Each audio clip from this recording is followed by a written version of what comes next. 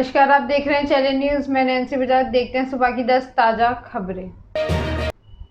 ठाणे में शिंदे ही शिवसेना। महाराष्ट्र में मौजूदा राजनीतिक उथल-पुथल में जिस शख्स का नाम सबसे ज्यादा चर्चा में है वह एकनाथ शिंदे। ठाणे की कोपरी पचकापाड़ी विधानसभा सीट में विधायक और मौजूदा सरकार में नगर विकास और सार्वजनिक निर्माण मंत्री शिंदे की ठाणे में मजबूत पकड़ है। एकनाथ एक नाम नहीं बल्कि अपने आप में एक पार्टी है। ठाणे की जनता उन्हें शिवसेना के संस्थापकों में एक आनंद चिंतामणि शिंदे के प्रतिबिंब के रूप में देखते हैं। यही वजह है कि लोग आंख बंद करके शिंदे के फैसले के साथ खड़े हैं। एकनाथ शिंदे के पीछे न सिर्फ ठाणे की जनता खड़ी है बल्कि 2/3 से ज्यादा यानी शिवसेना के 40 विधायक भी हैं। शिंदे ने उद्धव के खिलाफ बगावती सुर क्या बुलंद किए। पूरे ठाणे जिले में उनका समर्थन में बैनर और पोस्टर लग गए। इन पोस्टर में बाला साहब तो थे लेकिन मौजूदा शिवसेना प्रमुख उद्धव ठाकरे की तस्वीर गायब हो गई।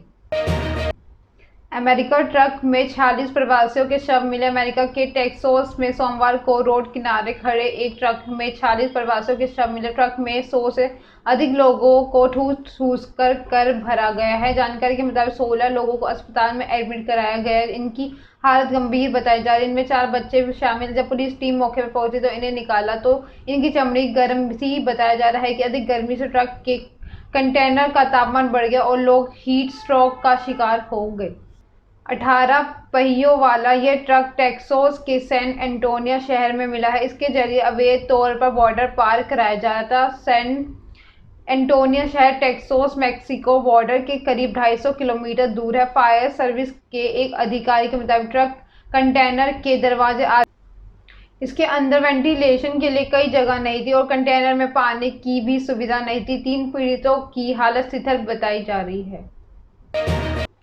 जॉर्डन में जहरीली गैस का रिसाव। जॉर्डन के अकाबा बंदरगाह पर एक टैंकर से जहरीली गैस के रिसाव में 10 लोगों की मौत हो गई है। 251 घायल हो गए। स्थानीय मीडिया के मुताबिक सोमवार देर रात अकाबा पोर्ट पर टैंकर क्लोरीन गैस ले जा रहा था। क्रेन के करीब पहुंचते ही इनमें ब्लास्ट हो गए। इसमें 10 लोगों की मौत हो गई। घटना के बाद लोग जान बचाने के लिए भागते दिखे। अकाबा हेल्थ डिपार्टमेंट में हेड जमाल ओबेदियत ने कहा है कि हम शहर के लोगों की अपील करते हुए वो अगले आदेश तक अपने घरों में ही रहे। अगर दिक्कत ज़्यादा है तो घरों के दरवाजे और खिड़कियां पूरी तरह से बंद रखें। हमें लगता है कि मरने वालों का आंकड़ा बढ़ भी सकता है क्योंकि ये कई घायलों की हालत बेहद गंभीर है। रिपोर्ट्स के मुताबिक हादसा कर्मचारियों की गलती की वजह से हुआ है। जब सिलेंडर शिप पर लोड किया जा रहा था तो बेहद तेज धमाका हुआ। आल्ट न्यूज के को-फाउंडर मोहम्मद जुबैर गिरफ्तार। Fact checking website alt news के को-फाउंडर पत्रकार मोहम्मद जुबैर को दिल्ली पुलिस के स्पेशल सेल में सोमवार को अरेस्ट कर लिया। जुबैर पर धार्मिक भावनाओं को ठेस पहुंचाने का आरोप है। पुलिस ने उन्हें आईपीसी की धारा 153/295 के तहत अरेस्ट किया गया। भाजपा की निलंबित प्रवक्ता नुपुर शर्मा और निष्कासित नेता नवीन कुमार जिंदल द्वारा पैगंबर मोहम्मद के खिलाफ कथित विवादास्पद टिप्पणी को लेकर देश भर में विरोध प्रदर्शन शुरू हो गए। इसके साथ ही कुछ जगहों में हिंसा भड़क गई थी। कथित तौर पर इन प्रदर्शन को आल्ट न्यूज के सह संस्थापक मोहम्मद जुबैर ने हवा दी थी। गिरफ्तारी के बाद दिल्ली पुलिस ने जुबैर को ड्यूटी मजिस्ट्रेट कोर्ट के सामने पेश किया और 4 दिन की कस्टडी की मांग की थी। पुलिस की मांग पर कोर्ट ने जुबैर को 1 दिन की पुलिस कस्टडी में भेज दिया। दिल्ली पुलिस की ओर से कहा गया है कि जुबैर की तरफ से सोशल मीडिया के एक विशेष धर्म समुदाय के खिलाफ जानबूझकर फोटो पोस्ट की गई थी जिसमें लोगों के बीच अशांति फैल रही है। लोगों के बीच नफरत फैलाने के लिए जुबैर के खिलाफ पर्याप्त सबूत हैं। इसी के आधार पर उन्हें अरेस्ट किया गया है। संजय राउत को ईडी का समन। महाराष्ट्र में सियासी उठापटक झेल रही है शिवसेना की मुश्किलें और बढ़ गई हैं। प्रवर्तन निदेशालय यानी ईडी ने सांसद संजय राउत को समन भेजकर पूछताछ के लिए बुलाया है। राउत को ये नोटिस पात्रा जाल जमीन घोटाले के मामले में जारी किया गया। उन्हें मंगलवार यानी आज ही पेश होने के लिए कहा गया। नोटिस के बाद राउत ने कहा है कि मंगलवार को जांच एजेंसी के सामने पेश नहीं हो सकूंगा क्योंकि मुझे अलीबाग में एक मीटिंग में शामिल होना। उन्होंने ईडी के समन को साजिश करार देते हुए ट्वीट किया है कि मैं समझता हूं कि ईडी ने मुझे समन क्यों भेजा। अच्छा है, महाराष्ट्र में बड़े घटनाक्रम चल रहे हैं। बाला साहेब के हम सभी सिर्फ सैनिक की एक बड़ी लड़ाई में शामिल हो गए हैं। ये साजिश चल रही है। मेरी गर्दन कट जाए तो मैं भी गुवाहाटी के रास्ते पर नहीं आऊंगा। चलो जो मुझे गिरफ्तार करो। जय महाराष्ट्र।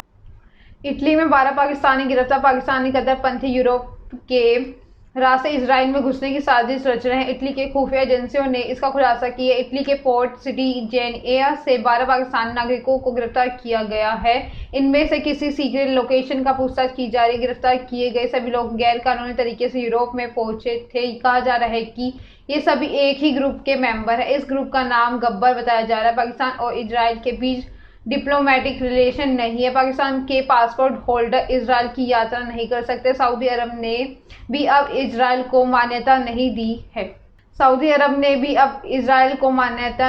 है। हालांकि बैकडोर डिप्लोमेसी की तरह दोनों देशों काफी करीब आ चुके हैं। टाइम्स ऑफ इजराइल के पब्लिश एक ब्लॉग के मुताबिक पाकिस्तान के कट्टरपंथी अलग अलग यूरोपीय देशों में गैरकानूनी तरीकों से घुस रहे हैं। इनमें से कुछ इजराइल पहुंचने की कोशिश कर रहे हैं। तो हाल ही में इटली की पोर्ट सिटी जेनिया में स्पेशल सेल के कुछ जगहों पर रेड की। इस दौरान 12 पाकिस्तानियों को गिरफ्तार किया गया।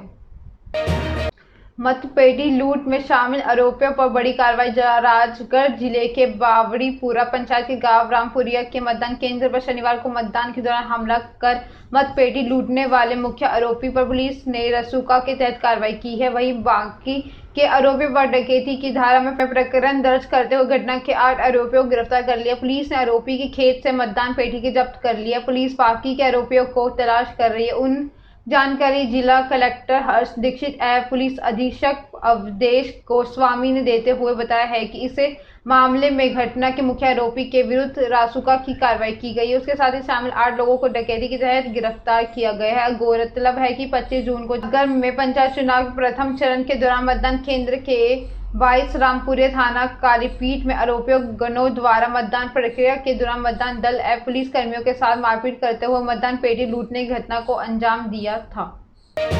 भीख मांगने वालों का होगा सर्वे, बनेगा राशन कार्ड। मंदिर, मस्जिद, फुटपाथ और सड़क किनारे भीख मांगने वालों का अब रिकॉर्ड तैयार किया जाएगा। आपूर्ति विभाग की टीम इनको सर्वे करेगी और फिर इनका रिकॉर्ड तैयार करेगी। भीख मांगने का मजबूर लोगों को आंकड़ा जुटाने के बाद आपूर्ति विभाग इनका राशन कार्ड बनवाएगा। राशन कार्ड बनने के साथ ही इन सभी को मुफ्त राशन भी मुहैया कराया जाएगा, जिसके लिए लोगों के साथ हाथ फैलाने के बजाय भीख मांगने वाले लोग भी सम्मान का जीवन यापन कर सकें। इनके परिवार के सदस्यों की संख्या के अनुसार इन्हें भी राशन दिया जाएगा। इसके लिए तैयारियां शुरू कर दी गई है और जल्द ही सर्वे शुरू हो जाएगा। विभाग के अधिकारियों की माने तो पूरे प्रदेश में भिक्षावृत्ति करने वालों की संख्या लगभग 65,000 से ज्यादा है, जो सड़क किनारे, धार्मिक स्थान, फुटपाथ, पार्क और विभिन्न सार्वजनिक स्थानों पर भीख मांगते हैं और नजर आ जाते हैं। इससे पुरुष और महिला दोनों शामिल है। भिक्षावृत्ति करने वाले पुरुषों की संख्या लगभग 42,000 है, महिलाओं की संख्या 23,000 से ज्यादा है।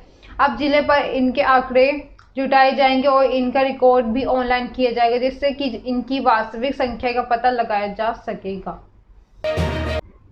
कॉमनवेल्थ गेम्स में अमृतसर के 6 हॉकी प्लेयर इंग्लैंड के बर्मिंघम शहर के 28 जुलाई से 8 अगस्त तक होने वाले कॉमनवेल्थ गेम्स के लिए भारतीय महिला और पुरुष हॉकी टीमों का चयन हो चुका है। 18 सदस्यों वाली इन टीमों में अमृतसर के 6 चेहरे हैं। इनमें से 5 मैन पुरुष हॉकी टीम के हैं, जबकि गुरजीत कौर को महिला हॉकी टीम में चुना गया है। पुरुष टीम में अमृतसर के जिन खिलाड़ियों का सिलेक्शन हुआ है उनमें वाइस कैप्टन हरमनप्रीत सिंह, गुरजंत सिंह, शमशेर सिंह, जुगराज सिंह और दिलप्रीत शामिल है। टीमों के ऐलान के बाद इन खिलाड़ियों के एक साथ उनके परिवार में खुशी का माहौल है। ओलंपिक 2020 के बाद अब खिलाड़ियों को कॉमनवेल्थ गेम्स में अपना हुनर दिखाने का मौका मिला। अगर इसमें से भी अमृतसर के इन चेहरों का प्रदर्शन अच्छा रहा तो उनका 2024 में पेरिस में होने वाले ओलंपिक के लिए टीम में क्वालिफाई होना पक्का। इससे पहले 2018 में ऑस्ट्रेलिया में हुए कॉमनवेल्थ गेम्स में भारतीय हॉकी टीम में अमृतसर के 4 खिलाड़ी शामिल थे।